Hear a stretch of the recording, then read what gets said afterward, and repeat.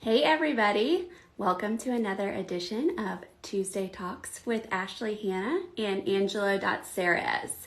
We are your local Charlotte metro region real estate experts.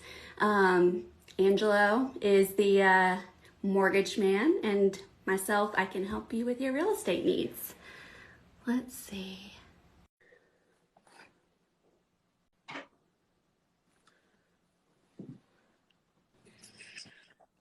Hey, hey, There you are. what's going on? Hey, how's I'm it going? I'm moving around over here because I'm trying to get some coffee situated here, my little coffee Okay. sit. Okay. Um, yeah, what's going on over here? I was curious as to if we were gonna have a problem like last week I when I was was trying too. to sign in. Yeah, I was a little and bit it's nervous. yeah, and I can't find my gimbal charger. So my gimbal charger is a little on the low side. So if it looks like I just fell on my face, it's probably because the gimbal died, and I'll pick it back up. um, Details. I know, right? Yeah. So how's your week going? It's going. We're moving and grooving. We had a closing yesterday and Nice, we got another one lined nice. up this week, and we're just trying to make the most of this market for our clients right now. I know, I know. Um, well, yeah, it looks like there's a little bit of a bounce today when it comes to rates, so that's Really? promising. Hopefully, it'll Like keep up. a good bounce? Yeah, a good bounce. A good bounce is a bounce in the lower direction instead of the higher direction like it has been recently. Well, So we'll see if that continues. that's newsworthy, I think. Yeah. Why do you Um. think that is? Just because it's just leveling out? So I don't know. That's probably what it is because it was maybe overcorrected. The big test is going to be, in March. The Feds meet this month, so that's going to be a test in the market. And then there's another bond auction this week and next. So hopefully, if as long as those go well, we should hopefully continue in that lower tick down. But I think, to be honest with you, I think rates are in the area that they're gonna be for a while. So I don't think we're gonna get back down to a level that we were at before. The only way that'll happen is if Powell steps in, and he had the complete opportunity to speak last week or 2 weeks, yeah, last week about it. He Yeah. never mentioned one thing about bond buying, mortgage-backed security buying. He had 47 opportunities to do so, but he didn't mention it one time. So hopefully he mentions it in this upcoming Fed meeting. So we'll see. So Fingers crossed. I read an article I think last week about that. Like he didn't indicate that he was going to make any adjustments or Right. something based Right. on the volatility or whatever. Yeah, I mean the inflation. I mean, when you have higher inflation, which is, I mean, they're trying to run around the 2% mark, but if it gets to that 2.5% mark, I mean, you're going to have higher rates. There's just nothing else we can, there's nothing that's going to stop that, and unless he comes in with a serious bond buying, Okay. talk. So we'll see. Yeah. Just so what are you seeing them at right now? Like just like where do you think they're going to hover around? Just like 3 point what? They're going to be depending on score, I'll just make a rate, a broad statement, anywhere from 299 to 3.5, depending on scenario, credit score, all that stuff, Okay, which is still for great. conventional, I would Right. say. Yeah. Right. Yeah, it's still What, great. Yeah. yeah, I mean, we're that's great. still awesome. And So, hopefully, that'll help some of our, some of the buyers out there. I mean, it's going to weed out buyers naturally when that rate goes up, which I think will correct. help like with competition to buy a Yep. house right now, which is it's a competitive market, at least here in Very. the Charlotte metro area. And I'm 99.9% sure the rest of the larger metro areas around the country are experiencing this as well. Yeah. Um, So, I mean, we need that. We need that kind of adjustment to happen. So I heard somebody this morning in one of my networking groups said that there's 3 weeks of inventory. Is that? Yeah, I just pulled the stats up. That's crazy. Yeah. Right now, crazy. it's showing so February's numbers just got released from the MLS, and for the Charlotte metro area, which includes Cabarrus, Gaston, Iredell, Lincoln, Mecklenburg, Rowan, and Union counties in North Carolina, and then Chester, Lancaster, and York in South Carolina, we are looking at, as of today, we're looking at 0.6 months of inventory. So less than 1 month, right? That's crazy. Which, yeah, I mean, that's, so to give some context to this, right? So a year ago, this time last year, we had 1.8 months of inventory. This month, or February of this year, we have 0.6. So, like, I mean, yeah, the inventory situation. It's for real. You know, the other problem, and this is an article I just read, lumber costs are up 140% year over year. Yep. That is causing some major issues on getting that inventory adjusted. Yeah. So, and what's happening, and it's affecting affordability. Right. Because everything is costing more because you need lumber to build houses. So the builders are feeling it and passing that on, and maybe they're not able to build as much because it is, the so cost expensive. of it is so high. Right. It's just kind of a trickle effect. Yeah, I was speaking to a client last night, actually, that they were looking to purchase and maybe build, but the cost, they mentioned exactly what you just said, that the cost of lumber was skyrocketing, and they said, you know what, screw it. We're not gonna buy. We're gonna stay put in our house, and we're gonna refi, and we're gonna pay this thing off. That's what they said. Yeah.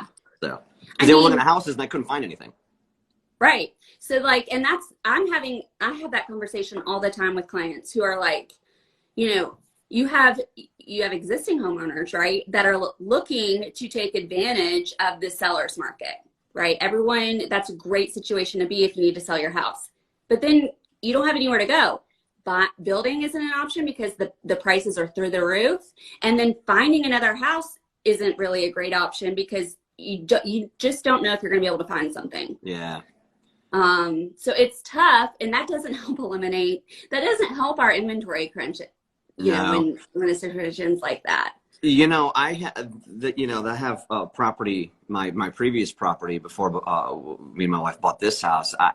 I still have that. It's over, it's off of Rossmore. And I'm like, I saw some of the sales in that neighborhood, and I'm talking like 315, 318. I'm like, God, maybe I should think about selling that house, but no, I'm keeping that thing.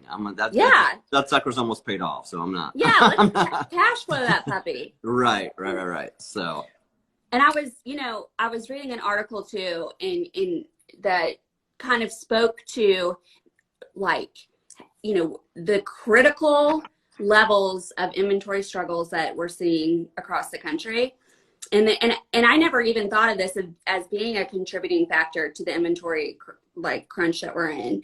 But they were saying it's people are buying second homes, because the rates are so low. You're getting a lot of first time investors. Yep. That would normally be in the market, and I'm like, oh yeah, that makes a lot of sense, right? Because they're trying to capitalize on the low rates we have. Yeah, right. So I was like, that's a good point. Yeah, I've had a lot of people call this year. I've always had quite a few people, a lot of first time investors, a lot of people that they call, and I'm not sure if a friend, a lot of times they don't have any idea what they're getting themselves into. Right. They think it's easy money. I always get calls for hard money, and my first question to them is, what is your definition of hard money? What do you think it is, and then tell me your scenario, and I'll tell you if that's hard money or not. And it's usually not. It's hard money is just basically well, a lot of investors think hard money is the way to go, but usually it's like a fix and flip program or a renovation loan, which is not a conventional loan, but it's not hard money either. So what is hard money? hard money is basically where it's collateral based, lower credit scores, and like you basically you're in a, like, kind of like dire straits. Whereas, you know, the loan to value you're going to be getting is maybe at the most 60%, you know, if you have horrible credit or whatever. So they leverage people that have the lower credit scores, and to where they're going to be the winners if this person doesn't take over this person doesn't, like, you know, continue making the payments, because they're going to be there's going to be so much equity in that property that, you know, I'll take it over, you know. And so I don't recommend hard money. I don't deal with hard money. I just, you know, and that's usually and you can't get hard money on primary residences because it's predatory lending. Hard money is only on investment only investment. And if somebody's telling you that they're getting you a hard money loan on a primary residence, they're lying to you, because it's illegal. You can't do it. That's so crazy. You're right. I've seen, like, especially, you know, on Facebook and stuff, like hard money, you know, I mean, that is like a I guess a subject line to try to get people's attention. But I'm like, I'm pretty ignorant on it. Yeah. And, you know, usually it's going to be outside the conventional lending ballpark, you know, hard money. There's a bunch of, I use, you know, I have a fix and flip product. I have a new construction product for builders to build spec homes and stuff like that. And it's based on, well, the hard money program is based on, it's called a fix and flip. They'll give you a certain amount they'll give you the acquisition costs, a certain percentage of that, but then depending on your investment experience, your track record, they'll give you a certain percentage of the renovation funds, or they'll give you all of the budget for the renovation funds. And so it's a great program if you don't, you know, if you have a home that's distressed, you can't get conventional financing on it, that you need money to fix it, you know, you get this type of product. And, you know, it's not going to be great, the best rates. You're going to be somewhere in the sixes, you know, maybe sixes or sevens. But they'll give you the money for, you know, the renovations and things like that. So, is it so it's primary? No, it's business use only. Okay. Now for builders, it's different. For builders, I have spec financing for builders, where the builder can build their spec home and then sell it. But that's business use as well. I can't do it. I mean, I have a new construction program through Flagstar Bank that they'll do primary residence new construction, but other than that, that's really the only bank that I have that does new construction for primary. So you do have a product for new construction. I do, but it's for the builder, not necessarily the buyer. So I have two. So I have one for the builder for spec homes, but then I have a conventional program or a jumbo program for like consumers that are looking to purchase or build their home to be their primary residence. Yeah. And what does that look like? Because, you know, Angelo, that is a question that I'm getting a lot. You know, people are just trying to find a house, and a lot of questions are coming through. Well, why don't I just build and hire a builder? Yeah, you 100% can do that. And that's, you know, the last, right. But see, they just opened it back up because they had they shuttered the building program down right after COVID hit in March. And they just opened it back up, I don't know, probably 2 months ago or so, a month or 2 months ago. But yeah, it's, you know, it's a good program. And just, you have to be in it for the long haul, because you have to get the builder approved. The builder's got to be vetted, got to get their resumes, got to get their track record, got to get them fully vetted. You got to get the plans and specs, the budget, you know, all that stuff to build a home. And, you know, depending on the loan to value, the budget and specs, you know, the different down payments are going to be required depending on your budget, your after improved value and things like that. So it's hard to say, you know, if it's across the board, 10% down or 5% down or whatever. Now, is it the program that you have, is it like one closing, or is it? Yep. It's an OTC. It's a Okay. one-time close. Yep, OTC. And they close that first time, and they don't have to reclose. It basically converts into permanent financing once the build is completed. Okay. And then the bill and during the bill, do they pay, do the builder Draws. makes draws? Yeah. Correct. Yep. Yeah. And you can kind of you designate at the beginning of, once you get your plans and specs, we get asked. I'll ask you, say, how many draws do you think this is going to take? Whether it be 3 draws or 5 draws, 8 draws, whatever. And we have to build that into, the estimates. There's a contingency reserve that you have to build in for unexpected things. And as well as I do that when you do any sort of project, you're never going to get the exact to the penny of what you estimate. So, Right. and that contingency reserve gets, either funneled back to you, or, you can put that down onto the home. But yeah, so the draws, you make those draws, and you also have to, tell the builder or the lender too. We have to set up what's your build time. Is it 6 months, 9 months, Right. 12 months? And so we have to, so there's a lot that goes into building a home. And the clients that I worked with right before COVID hit, it took it was a little difficult getting information from the builder, like updates and, the plan specs, it was getting him approved was, because so it's not just me and you and the clients, it's me and you and the builder, and then the builder may have contractors. So there's way more people involved in that transaction. Yeah, way more moving parts. So it could take a lot longer, and getting documentation of everybody too. So it's a process, but it's worth it if that's your only option. It's So out do there. you have does that program have approved builders already? Like, Nope. or is it every time they approve it? Yeah, we send it in for approval, and I think they do keep a list of builders that are approved that aren't just one-offs, yeah. And with this particular program with Flagstar, the builder's got to have some sort of track record. He's got to have builds under his belt, you know what I'm saying? Yeah. So they won't just let, John Smith, builder for building his first home, get approved. Bubba the builder. Right. Your uncle who's a builder. Right. I get a lot of people saying too, hey, well, can I be my own GC? No, you can't. Wow. You can't. Do you really get a lot of people asking that? There's so many people that wanna do that. Now you can, with the hard money program, not hard money, but the fix and flip, the renovation program, they do have client/GC a program. There's different regulations that go in, or guidelines that go into play with that, with down payment and things like that. So you gotta have a bond, you have to have, insurance. Yeah. You have to have all this stuff. Yeah. They don't realize that. They're like, oh, I do? No.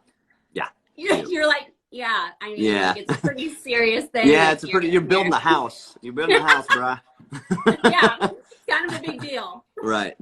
Yeah, that's so funny. I am, I do think that, what we try to do is we try to be problem solvers for our clients. So, so being able to, be like, yes, I do, Angelo does have a program that he can see if you're eligible for, and kind of walk you through the broad strokes of what it's going to take to get done if you do want to build. But even now, I mean, you're just like 140% in lumber costs. That's not going to benefit anybody. Yeah, it's substantial. And I can even send you it's basically the it's like the flow chart of the beginning to the end on what to expect when it comes to the construction part of it. Like what steps go first, the approval process, and then it goes from here to here. It's a very detailed, and I sent it not about a month ago to a client that was thinking about building. I said, this is how the process is gonna work. I said, do not skim this 17-page PDF. Right. Do not skim it. Right. Read it word by word, line by line. Like your life depends on it. Correct, because you're this is like, it's a wealth of information. On that PDF, no doubt. So, I mean, let's if you can. Yeah, I'll send it to get you. my hands on that. Yeah, I think I'll send it to because you. that is such a misunderstood situation, right? And it's not that it's a bad situation. It's great if you can swing it, you know. I mean, it's very time consuming, like you're saying. Right. And it's just a different process. And if you're Yeah. in that place in your life, like, yeah, let's do it, right? I mean, building a house is fun if that's your cup of tea, if you got You're the right. stomach for it. For sure. Now, I'm trying to think. I saw a lot for sale. I wonder if there can't be very many lots for sale in Charlotte. Yes, there's tons of lots for sale. Seriously? Yes. Like just random little slivers of land. I'm such a nerd. Like one of my pastimes is just like looking at vacant land for sale just to Yeah. see. Interesting. Uh-huh. I would figure they'd be all bought up. No. No, sir. But what I've learned is that Charlotte and the surrounding areas, they have some unique environmental challenges that could make it potentially more difficult to build on. And you have like what's it called, the brownfield sites, where there's been like a textile mill a lot of times. Oh yeah. So there's been an underground fuel tank. Like you just got to be careful once you find the land to make sure that you get the appropriate surveys, etc., the soil testing, blah blah blah, because a lot of times there is a reason it's vacant. Yeah, right. Yeah, I guess you're right. Details. Yeah. Well, because you've been over to my neck of the woods quite a bit. There used to be, where that Ryan in Oakhurst, it's the Oakhurst townhomes that they built, like 118 units. Yeah. It was across from that gas station right on Monroe Road. When I first moved down here in '96, it was an old mill, and the mill wasn't in operation anymore. And that's, all the little small brick homes around here, they're little mill homes, you know, and I just knew once I got into the real estate game, and I was like, man, somebody is going to come in here. They're going to buy that up and they're going to build. And sure as poop, Ryan Holmes came in, but they had to, I think it took like over a year or two for them to get, because they had to do the environmentals, because it was an old mill and there was issues with, the soil. So, I mean, that is a problem in a lot of areas. There's a neighborhood in South End or South, I forget the exact location, but it's in South Charlotte, and a builder built there. And it's a newer neighborhood. I mean, in the last 10 years. And the soil and water situation is so bad there that like it has a separate water filter situation it has to go through. Whoa. And it's a pretty serious situation. Like the EPA has been involved in it. Wow. Yeah. I mean, and this is something that like we don't really ever talk about, but right. I'm such a nerd about this stuff because I guess I'm paranoid a little bit, about, just the safety of an area. Like, for example, like coal ash was a big problem here in this area as well. The coal ash contamination in the groundwater, and all the runoff streams. I mean, I am constantly looking at the EPA website to see what new has come up for North Carolina, because they will, and there used to be federal funds to do this cleanup work, but sometimes they get refunded, sometimes it doesn't. They run out really quickly, and it costs so much money to remediate an area. But I mean, North Carolina has a lot of areas where you're just like, oh wow, I didn't realize that was like a a negative factor or something, an area that makes you cause to not be able to build or not be able to have, you have to go through special considerations to get your water. Wow. Wow. Interesting. Yeah. I wouldn't I rarely ever think about it. So yeah, something you just I don't normally think about. Nerd. I know. You're such a nerd. I am a nerd. I like for like a lot of our clients, like buyers too, and even on the sell side, I will put their address into a lot of these government agency websites just to make sure, see where they pop up on a map. Is there anything nearby or anything negative that's going to affect selling or something we need to disclose? I mean, like I said, I feel like I do. I'm sure other agents do it as well. I do feel like it is our job, right? Because if you could plug an address into a government site and find things out about it, to me, that is a material fact, and that is like part of our job. Right. Yeah. The more you know. You can go, girl. That's what's up. I know, right? That's what's up. Well, cool. So, yeah, this was fun. As always. It's always fun. As always, Ange. I'm really glad we didn't have as many glitches, and hopefully I'll be able to save it because I was about to tell you, once we get done, we'll wrap this up. Just make sure you save it. yeah. I don't know what I think last week I'm always trying to tag you as like a business partner. I tested every once in a while, and I did last week, and then my whole thing like froze, and I had to like exit out. And so then I was like, I'm like, is it gone in like the Instagram black hole? Like, I don't even understand. Right. But hopefully I'll get my act together this week. Right. Well, good stuff. Get it together. Yes. Get it together. Awesome. Well, that's all I got. Yep, that's all I got. Until next week. Awesome. Thanks everybody for tuning in. Yep, and as always, let us know if you have any questions that you want us to answer on next week's Tuesday Talks at 1 p.m. Eastern Standard Time here on Instagram. Perfect. Oh, Ash, remember put that that link in there to go to the I'll talk to you after. I got you. I'm picking up what you're laying down. Okay. Bye everybody. Thanks See you next week. everybody. Bye-bye.